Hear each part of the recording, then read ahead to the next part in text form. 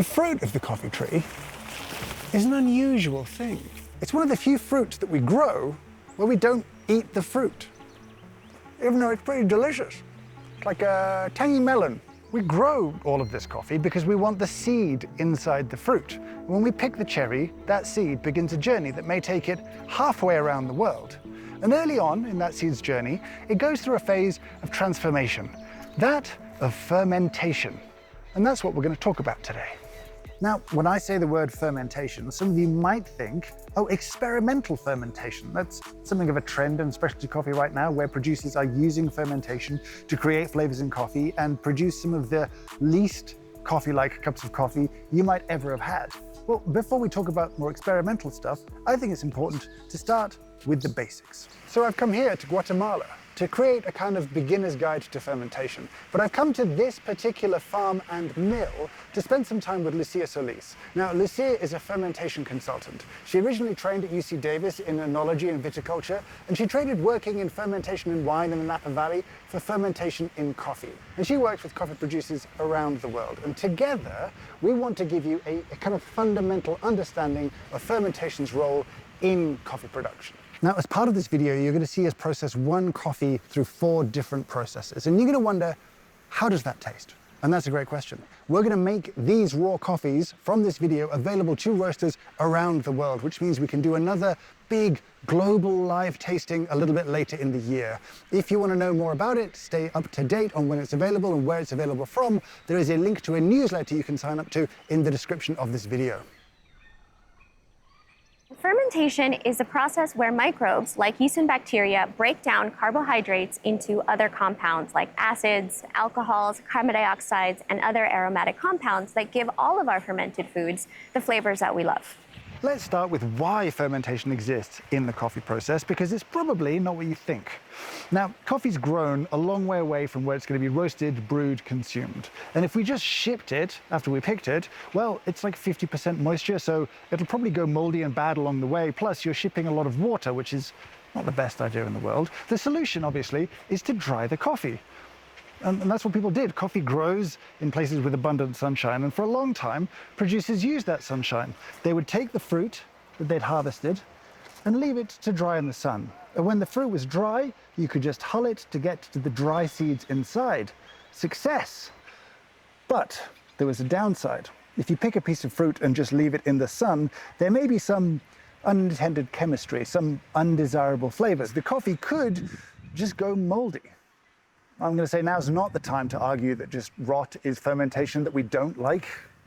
Actually, James, I think now is the perfect time to talk about rot and fermentation. I think that we should make the distinction that fermentation isn't a step in the process. It is the action of many microbes that are found in the environment. And when we start to think about fermentation from the bigger, broader lens of microbial action, then rot can fit in the context of intended and unintentional. So I think there still is a difference between rot and fermentation, but I think it's one of intention and not about flavor. This is called a wet mill, and people worked out that if they strung together a few key steps, they would see 2 big benefits. Firstly, they could process their coffee much faster after harvesting, and that is incredibly important to any producer.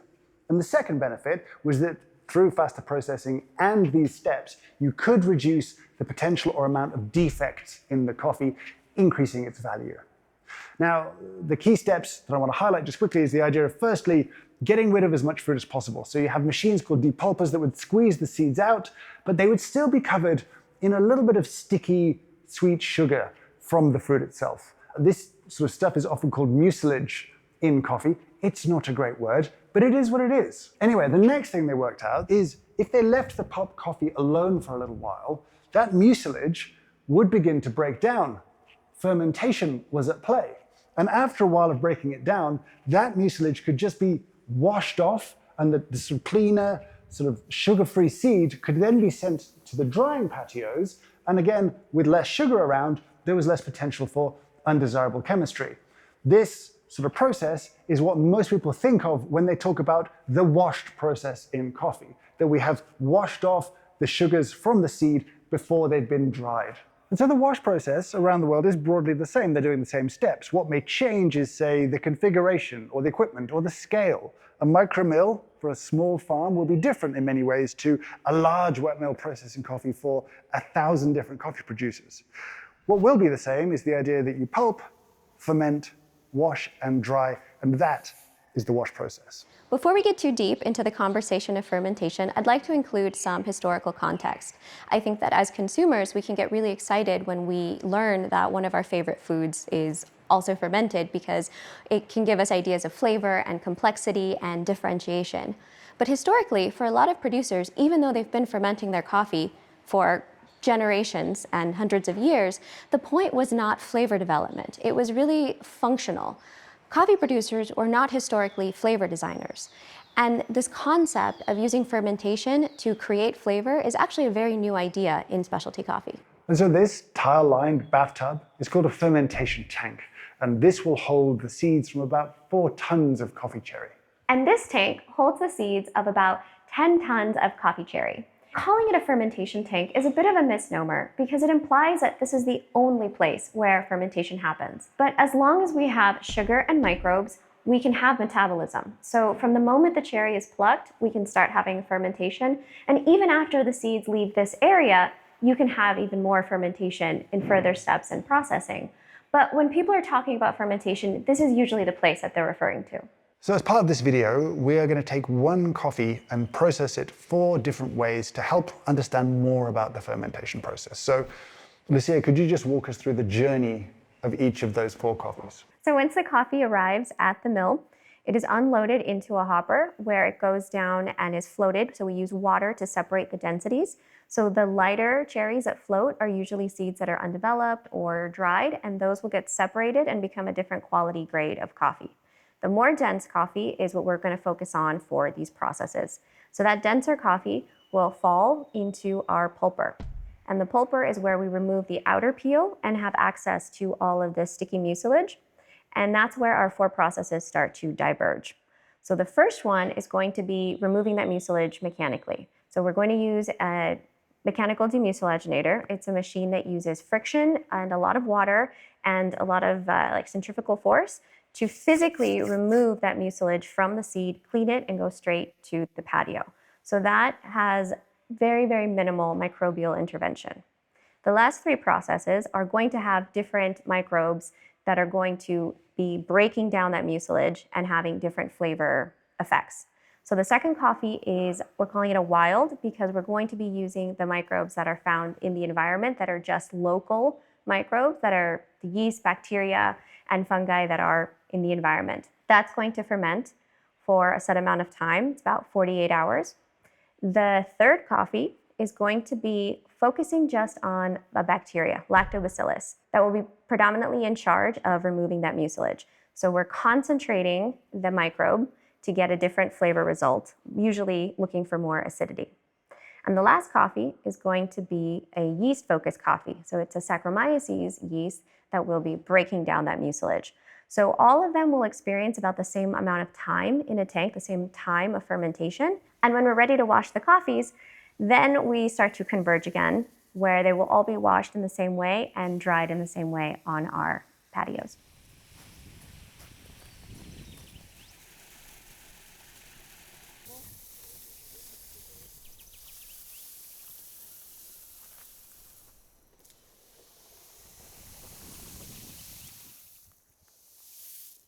How do you know when fermentation has finished in a coffee? How do you know it's ready to move on to the next stage?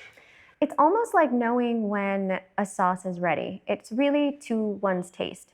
So traditionally, a coffee producer was looking for the seed to be clean so it can dry it as quickly as possible. So the end of fermentation was determined when the mucilage was easily removed. And that could be anywhere from 6 hours to 12 hours, depending on how hot it was. If in really hot environments, you can remove the mucilage very, very quickly. So the end of fermentation traditionally was, is the coffee clean? So that was more of like the toothpick test, like when you put a toothpick into a cake and if it comes out clean, it's done. The newer phase of fermentation, where there's more experimentation and the type of fermentations that I do, we're not looking for the function of removing the mucilage. We're looking to remove the mucilage and add flavor. So we need some time for those flavors that are on the outside to infuse into the seed, to kind of marinate into the seed. So you have to have some amount of contact time afterwards. I do at least 12 hours, but there are some experimental processes that will go to 100 hours, and beyond, with varying results. So there's a functional point of removing the mucilage, and then there's also, dealer's choice of what you feel like the end is for you. Is the toothpick test for coffee the kind of squeak test in your hands? I put all of those in the same category, where you can either put a stick into like a dry fermentation, and if it comes out clean, you're ready to go. You can also do it in a submerged, where the stick will stand up on its own. And you can also physically pick up the seeds, rub them together, and if the mucilage is gone, they sound like gravel. They sound like stones in your hand, and it's a very dry, kind of chalky sound.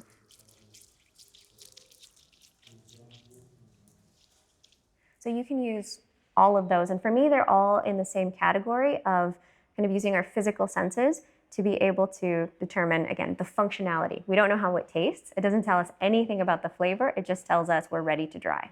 I noticed that as you're working, you're taking readings of temperature and pH.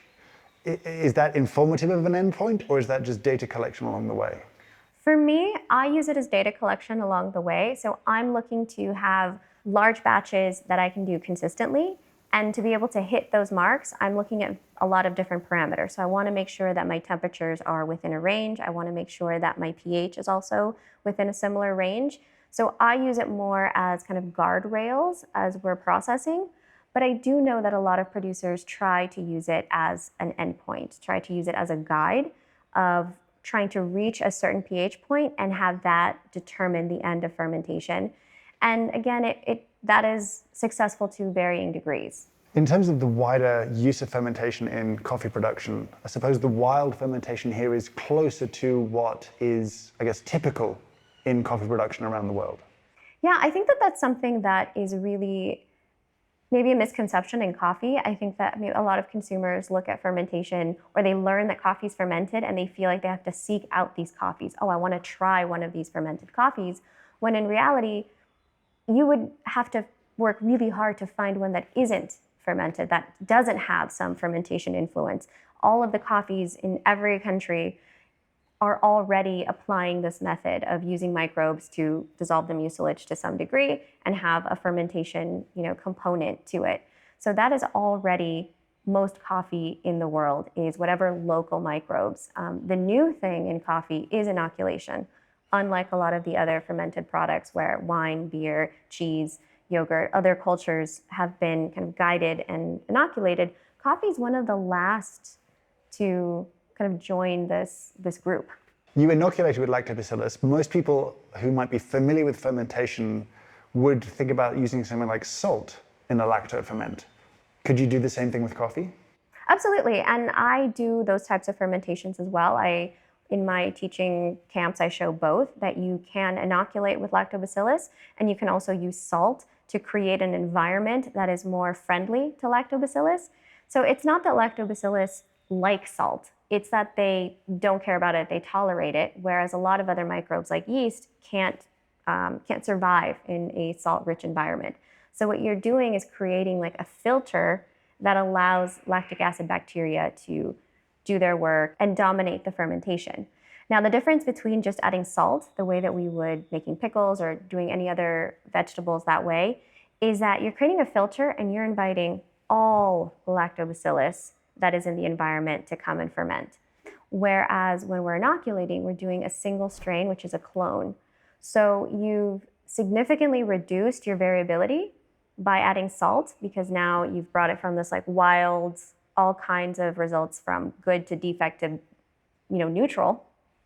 You've really reduced that range of variability, but you still have, maybe 20 different species of lactobacillus that are acting, that depending on a slight tweak in temperature, a slight change in the dissolved oxygen content, will bloom and have a window.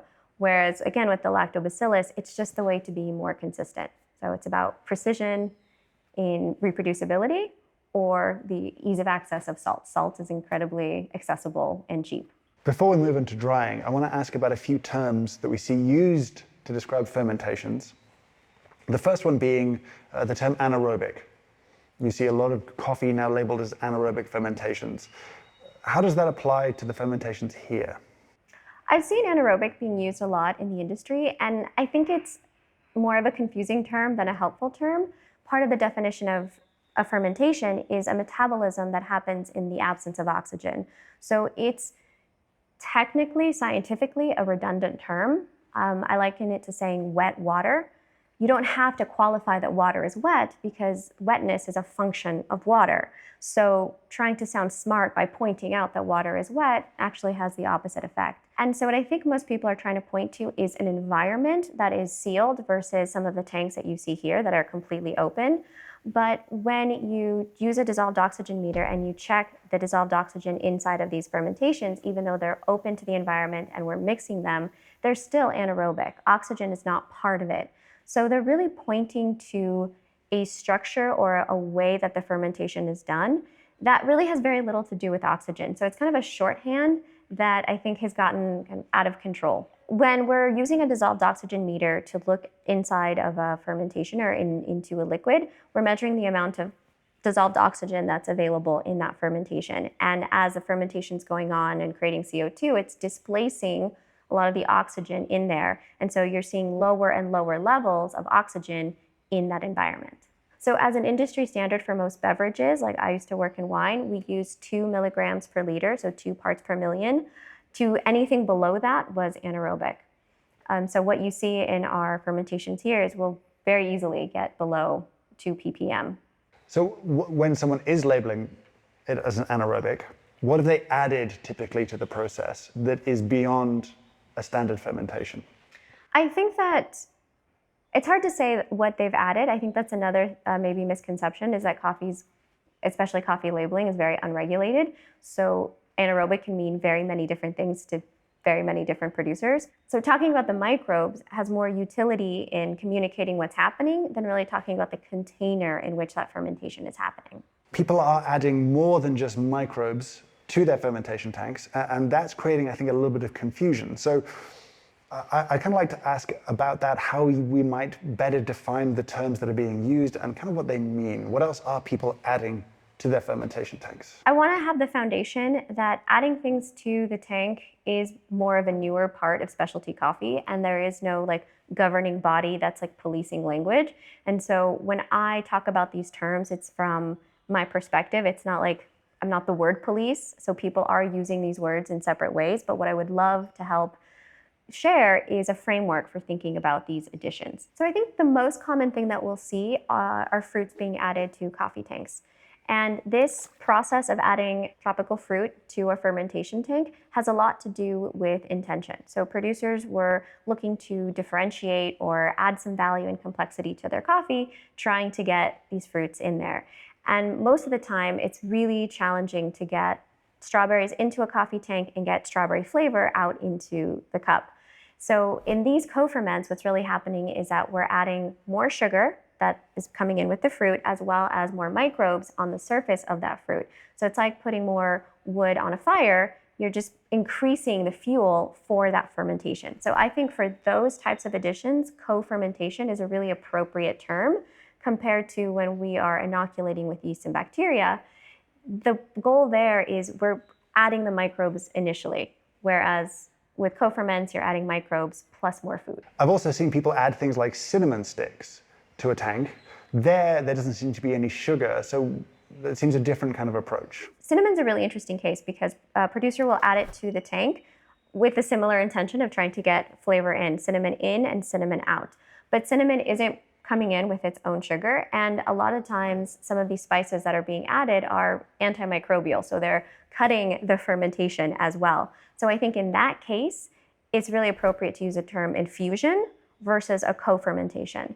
And this is where it can get a little bit culturally challenging because for a lot of producers, anything that goes into a tank is the fermentation. We've said this is the place where fermentation happens. So if I'm adding cinnamon, which is antimicrobial, if I'm adding flavor crystals into my fermentation tank, in their definition of the word, it's still a fermentation, even though for us as consumers, we would say, well, that's an infusion. I think there's still a lot of confusion about who's right, but that's the way that I like to think about it, the intention behind what's going on. For me, I've always been a little bit confused by the fact that I've had what are described as watermelon coferments, where the watermelon tastes like watermelon candy and has never seen a watermelon in its life. Is that likely to have come from essentially something like flavor crystals that are added in, and because it's gone into the tank, it's labeled a coferment, which implies co-fermentation with real watermelons, but that isn't what happened. Is that? I think that's most likely what's going on, is that it's either a language or a cultural barrier where producers are adding something to the tank, calling that a fermentation. But if we actually, cut up watermelon and put it into the tank, there's no way we would get those flavors, because again, what you're adding is more sugar and more microbes, not watermelon flavor. Right. No further questions, Joanna? Let's go and talk about drying.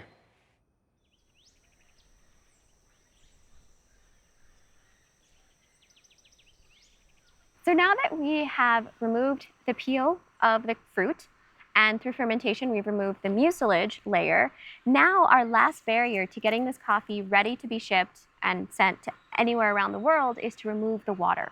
So that's why we're here on the drying patio, to show you how we remove that last bit of water from the seed so that we can ship it. This setup is very traditional for Central America, which looks very different from other parts of the world where you can see coffee dried on raised beds.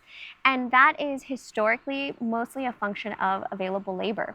So if you can see around here, we have lots and lots of flat space and very few people that can move a lot of coffee, because you can move a lot more coffee when you're walking with your feet than when you're moving things with your hand. So I think that it's something to keep in mind, that specialty coffee will look different in different parts of the world, but it doesn't exclude it from being specialty. So something at this scale is just what we need for this location. Another thing that is maybe a little bit atypical on a drying patio is this shade that's above me. This shade is something that I use to avoid really high temperatures. So we're trying to extract water from the seed, but there is a limit. The seed is still a live organism, and I don't want to abuse it too much with really high temperatures and a very hot sun. So the shade allows me to bring down those peak temperatures at noon, 1 o'clock, when the sun is the hottest, and to just be gentle for our drying. The coffee will be here on this patio for about 10 to 12 days, depending on cloud cover and some different temperatures.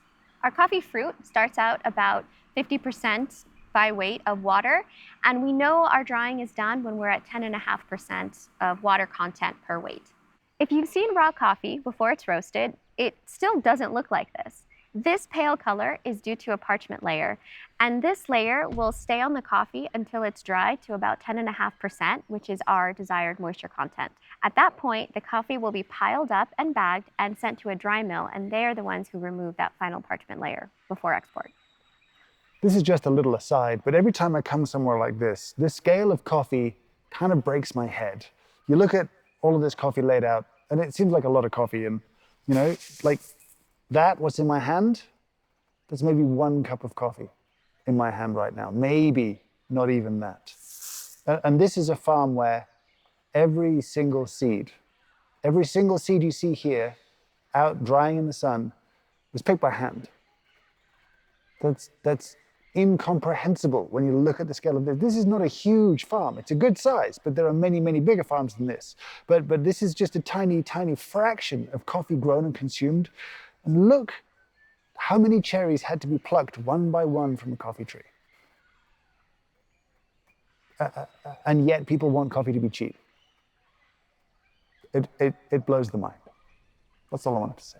And that brings us to the end of this, the beginner's guide to fermentation. If you were coming into this brand new to the idea of fermentation and coffee, I hope its place and its function now makes sense to you. And if you're not new to fermentation and coffee, then I hope we've illuminated a few key things. Yeah, the goal of this project was really to educate on an invisible process, the invisibility of the microbes that are doing their action and creating flavors, but also the invisibility in terms of processing. This fermentation is not something that a lot of people are generally aware of, provides flavor to their coffee. But one thing I really want to caution against, if you didn't get a chance to try these coffees and they're interesting to you, is not necessarily to seek them out. This is not an opportunity to go ask for these coffees to be made dialactic process or mechanical process. This is just to give background into how some of these processes are made and be more educated. If you do want to know more about this whole thing, if there's things that we didn't make clear or you're just curious about, then leave a comment down below. And now that we've covered the basics, maybe in the future we can delve deeper into more of the experimental world of coffee processing and fermentation. If you want to know about any particular thing, again, do leave us a comment down below. If you did miss out on tasting these coffees because you're watching this after the event has taken place, there will be a link to the live stream so you can follow along and see how everything tasted and the impact of fermentation on flavor. And if you do get a chance, I hope it was a tremendous amount of fun. If you're curious and watching this as the video comes out, there will be a link to sign up to the newsletter in the description down below so you can be notified of when these coffees become available. But now, though, I should say thank you so much to Lucia and to everyone at the farm who worked hard on creating these coffees. And now, I should say thank you so much for watching, and I hope you have a great day.